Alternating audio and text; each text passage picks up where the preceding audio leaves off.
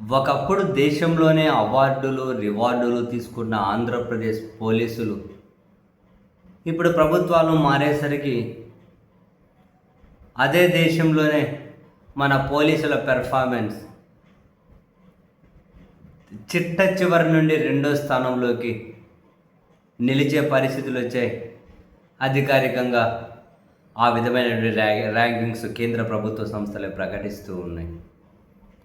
మరొక వైపు యథేచ్ఛగా ఉల్లంఘనలకు, నిబంధనలకు, చట్టాలకు తూట్లు పొడుస్తూ ఉన్నారు అన్న విమర్శలు నా నుంచి మీ నుంచి కాదు, న్యాయస్థానాల నుంచి పోలీసులు ఎదుర్కొన్నా కూడా వాళ్ళల్లో మార్పు రావడం లేదు. అండ్ కొన్ని సీరియస్ విషయాల్లో కూడా వాళ్ళ స్పందన నామమాత్రంగా ఉంటూ వస్తుంది అన్న విమర్శలు నిత్యం వినిపిస్తూనే ఉన్నాయి.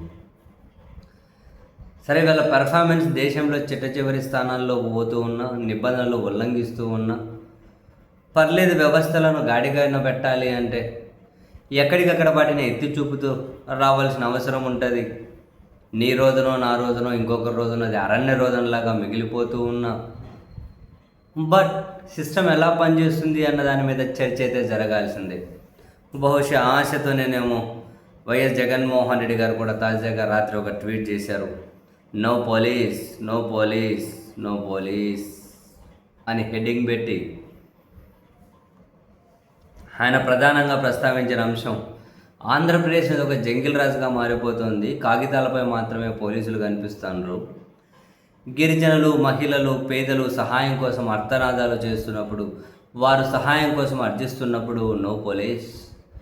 నేరస్తులేమో స్వేచ్ఛగా తిరుగుతున్నారు. ప్రాణాపాయ స్థితిలో ఉన్నప్పుడు ఎమర్జెన్సీ నంబర్లు కూడా స్పందించడం లేదు.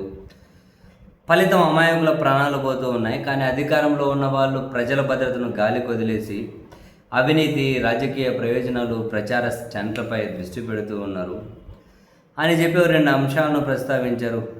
నిరుపేద 17 ఏళ్ల గిరిజన బాలిక రాష్ట్రంలో కుప్పగూలిపోయిన వ్యవస్థలకే బలైపోయింది అని, చదువులు చెప్తామని ఆమెను తీసుకెళ్లి దారుణానికి పాల్పడ్డారు అంటూ మార్చి 22న శ్రీకాకుళం జిల్లా హీరమండలంలో ఒక సివిల్ ఇంజనీర్ ఆమె కుటుంబానికి మాయమాటలు చెప్పి ట్యూషన్ చెప్తానని నమ్మబలికి, ఆ తర్వాత మార్చి 23న విశాఖపట్నంలో ఆమెపై పలుమార్లు లైంగిక దాడి జరిపినట్లు మీడియాలో కథనాలు వచ్చాయి స్పష్టంగా.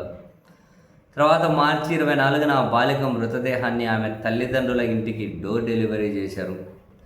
ఇది కేవలం క్రూరత్వం మాత్రమే కాదు, వ్యవస్థల వైఫల్యాన్ని సూచిస్తోంది